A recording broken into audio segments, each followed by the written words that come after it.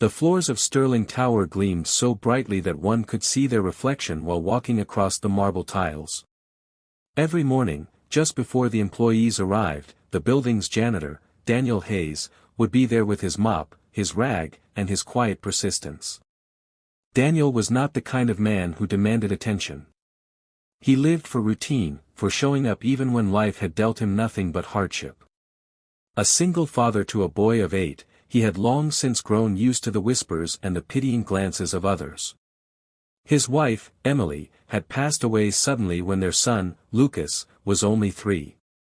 Since then, Daniel had worn many hats: mother, father, caretaker, protector, and sometimes, simply a man too exhausted to go on but still going for his son's sake. The job at Sterling Tower wasn't glamorous. At 43, Daniel found himself scrubbing away messes made by people who didn't even notice him. He was invisible to them. But he never minded, not too much. What mattered was the paycheck, however modest. It kept a roof over Lucas's head and food on the table. That was enough.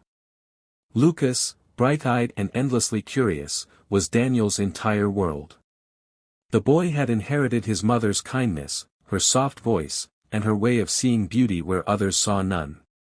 Every morning, before school, Lucas would walk with his father to the tower's lobby, sit in the corner with his backpack, and wait while Daniel finished the last of his early shift before dropping him off.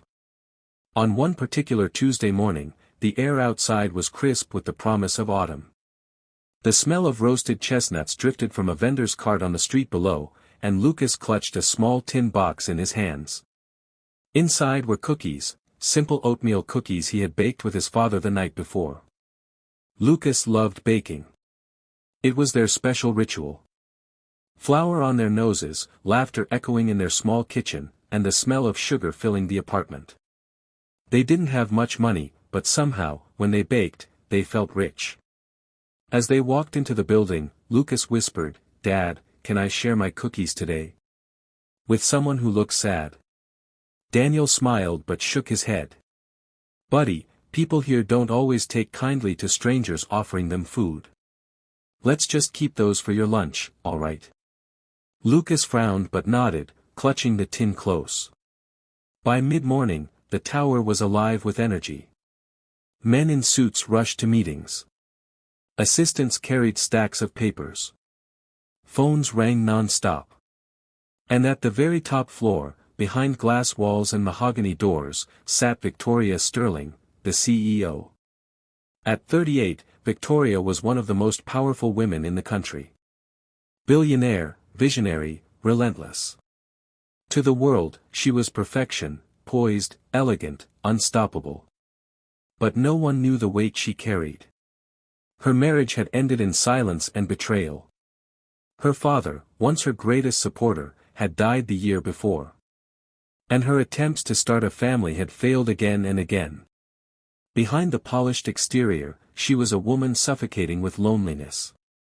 That morning, Victoria had locked her office door.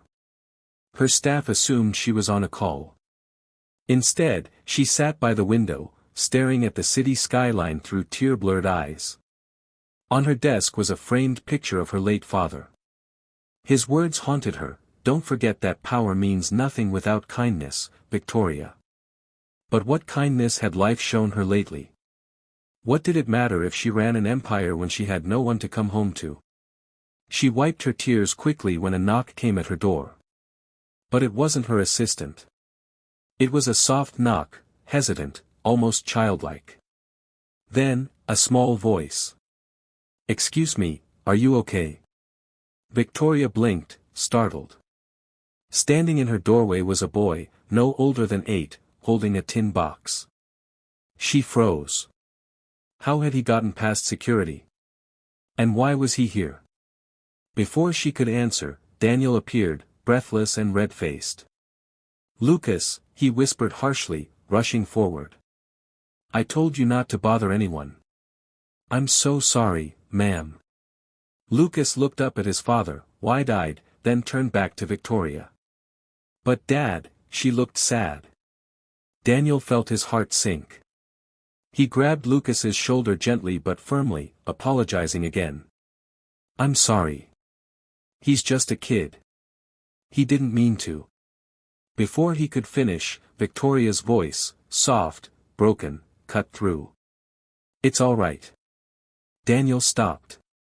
Victoria's eyes glistened, her usual steel facade cracking. She looked at Lucas, then at the tin box. "What do you have there?" Lucas smiled shyly and held it out. "Cookies. My dad and I made them last night. Do you want one?" For a moment, silence filled the office. Daniel shook his head quickly. "Lucas, no. She doesn't need." But Victoria reached forward, her hand trembling slightly. She took a cookie, as if it were something precious, and whispered, "Thank you." She bit into it. The sweetness of oats and sugar melted on her tongue, but it wasn't the taste that made tears spill down her cheeks. It was the gesture. A child had seen her pain and chosen to share his simple joy. Something no one in her glittering, high-powered world had done in years. Daniel stared, unsure what to do. He had spent years staying invisible, keeping his head down. And now here he was, standing in the CEO's office because his son insisted on offering cookies. "I'm sorry, ma'am," he murmured again, his voice thick with embarrassment. "I'll make sure this doesn't happen again." But Victoria shook her head. "No, please. Don't apologize." She turned to Lucas, kneeling so she was eye level with him.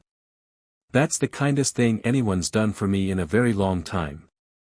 Lucas grinned, unaware of the weight of his act. "We make them together every week. Mom used to, but now it's just me and Dad."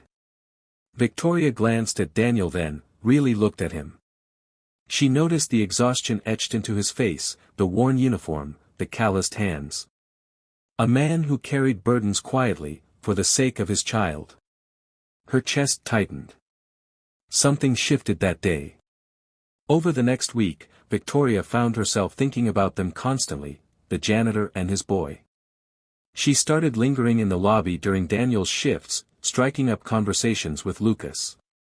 She learned about their baking nights, about Lucas's dream of becoming a scientist, about how Daniel worked extra shifts just to afford his son's schoolbooks. For the first time in years, Victoria felt connected to something real.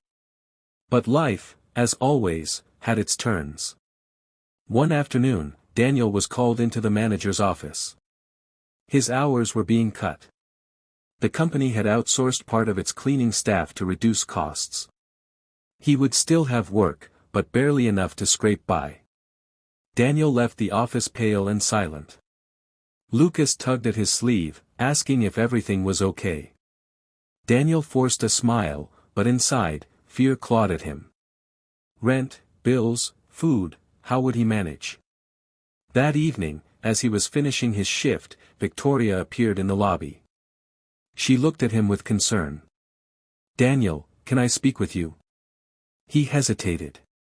The gulf between them, janitor and CEO, felt impossibly wide. But she led him to her office once more. "I heard about the cuts," she said gently. Daniel nodded, ashamed. "It's fine. We'll manage. We always do." Victoria studied him for a long moment, then spoke quietly. "What if you didn't have to struggle anymore?" Daniel frowned. "What do you mean?" She leaned forward. "I've seen the way you raise your son. The kindness, the selflessness. You may not realize it, but Lucas talks about you like you're his hero. I run this company, Daniel, and I need people I can trust, people with integrity. I'd like to offer you a position, not as a janitor, but as part of our facilities management team. Better pay, better hours, and benefits for your son." Daniel stared at her, stunned. I don't know what to say." "Say yes," Lucas piped up from beside him, making them both laugh through the tension. Daniel's throat tightened. He had spent years invisible, overlooked. And now, because his son insisted on sharing a cookie, everything had changed. Victoria reached across the desk, her eyes warm. Sometimes